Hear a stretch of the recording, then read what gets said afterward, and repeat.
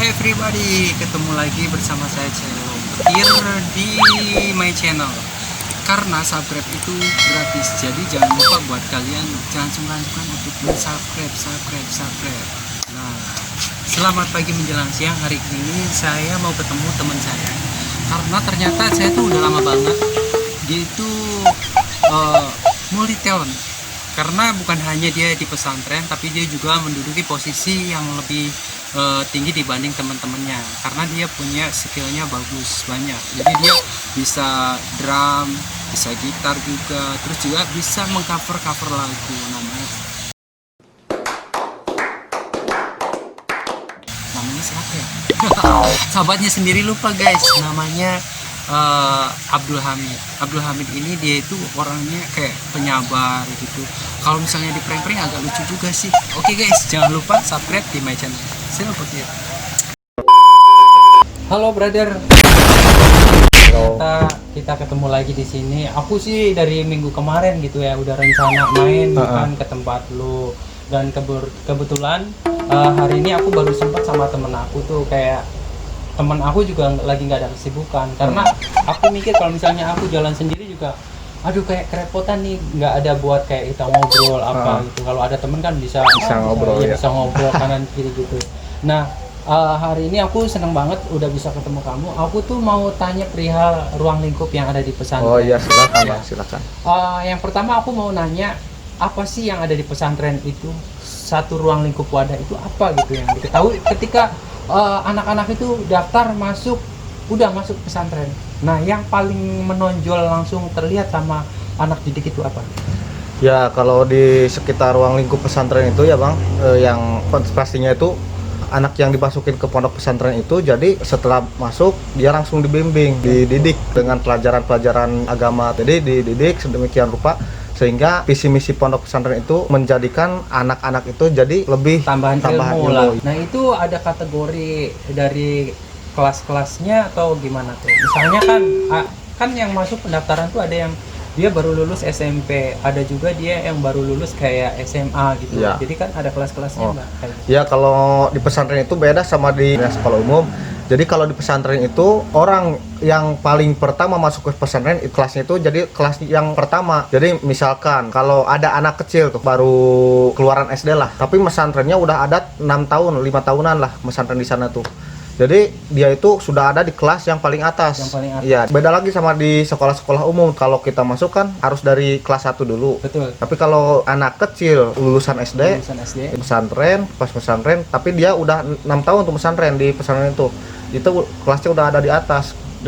Sedangkan kalau saya masuk ke pesantren, sedangkan itu udah 6 tahun saya baru masuk ke pesantren. Nah, saya ada di kelas paling bawah. Oh, nggak dipandang dari umur. Oh, jadi aku pikir sih kayak umurnya lebih tua ini gitu.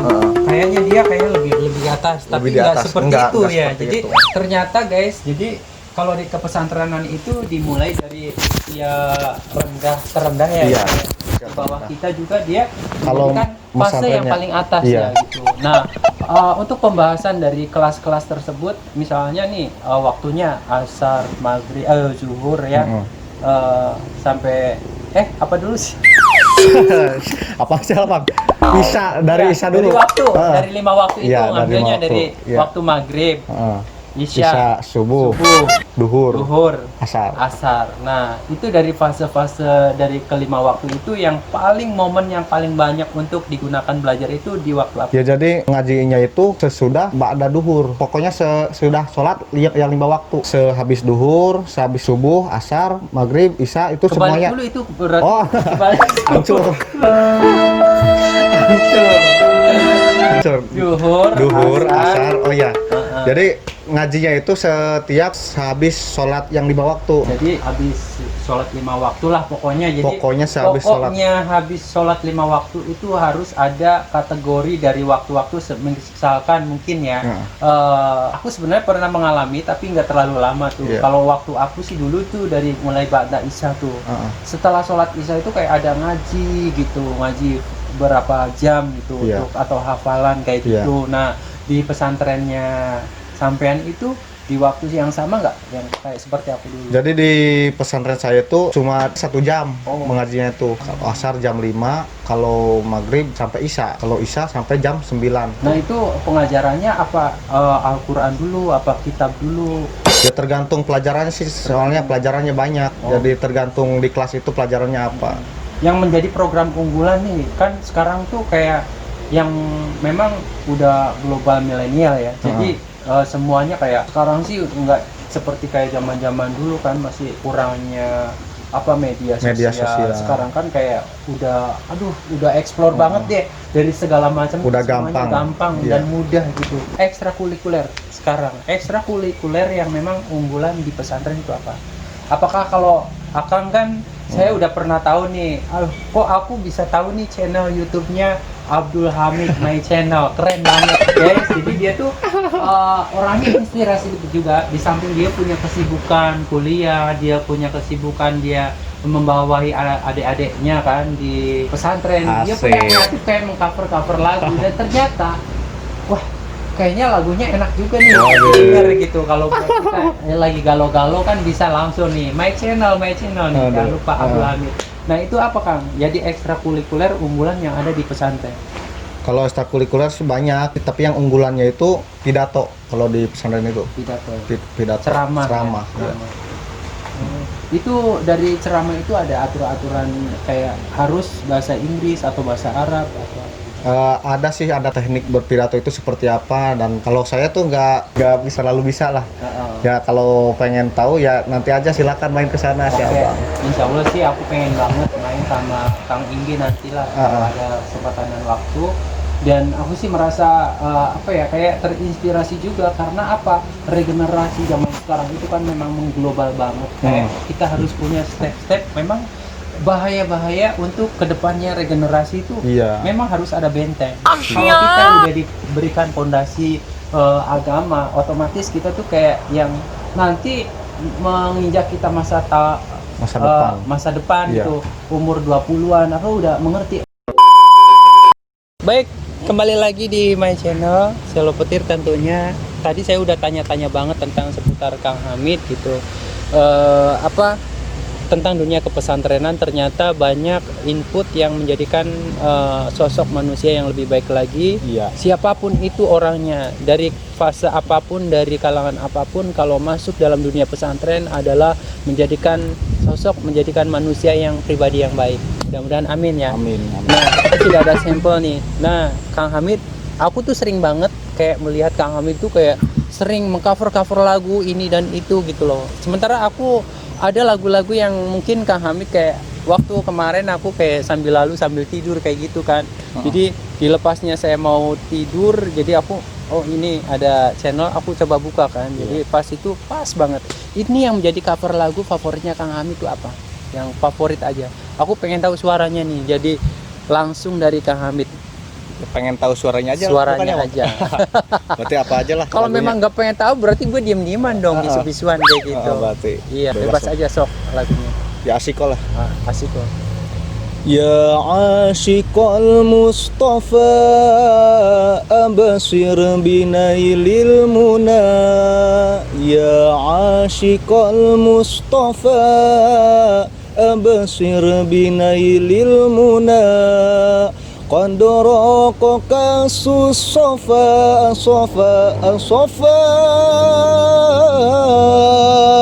wa taba wafdul hana.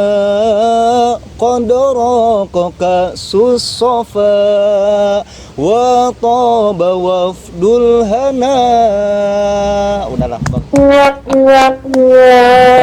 Keren. Jadi aku tuh dengar lagu yang kayak gitu ketika aku kayak mau tidur tuh ya ngerasa tenang sambil kayak mikirin sesuatu gitu loh.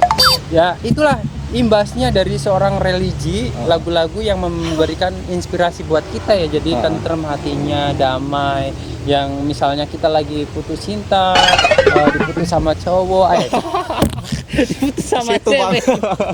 diputus sama cewek, ya kita dengar lagu-lagu yang gini merasanya adem banget gitu. Tapi Tapi Kang, ada teman satu lagi Gimana?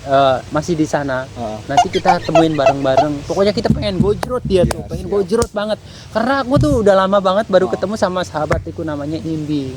Jadi beliau itu memang udah lama di ada. pesantren Iya, Kediri. Tapi karena memang momennya hari ini kita mendapatkan ketemunya bareng. Pas. Ada di sini tak? Iya, makanya hari ini juga aku pengen nemuin dia gitu. Ya udah kita ketemu lagi. Yolah. Aku alhamdulillah banget sudah bisa bertemu dengan Kang Imbi dan memang kita juga sama temen. Makasih Mas pelayannya Jadi nih. pelayan baru.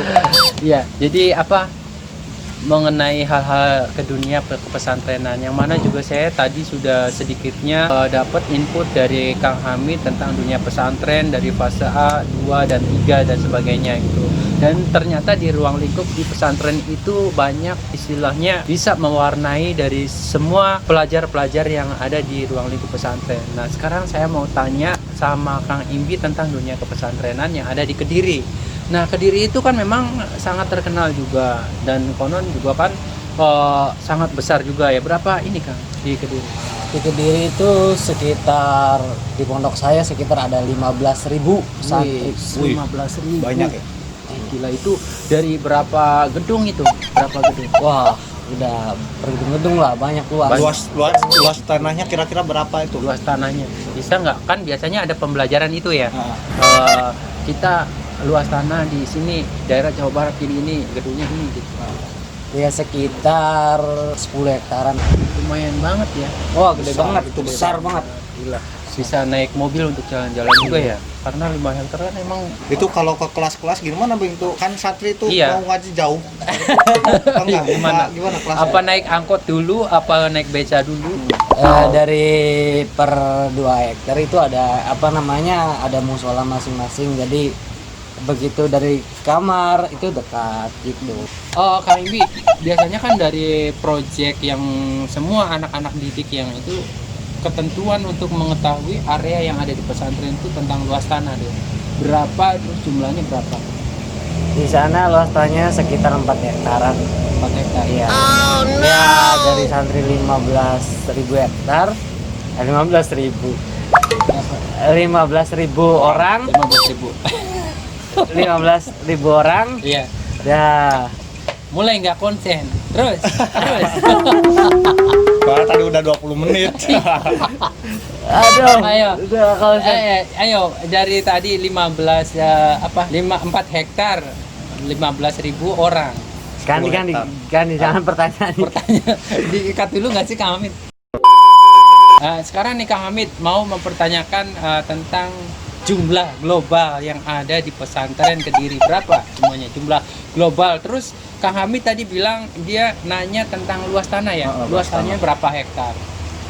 Tahu nggak? Kalau jumlah global itu semuanya yang di Kediri. Iya di Kediri. Wah, situ banyak banget. Gila ya. Karena pondoknya juga nggak satu pondok enggak. Karena di sekitar Kediri banyak banget. Banyak ada gedung-gedungnya ini. Iya. Pesantren ini pesantren. Berbeda-beda namanya pesantrennya Bang. Berbeda-beda. Kadang Tapi satu toko kiainya. beda. Oh beda. Beda. Tapi ngumpul di situ ya. Ya tapi ngumpul di situ ya.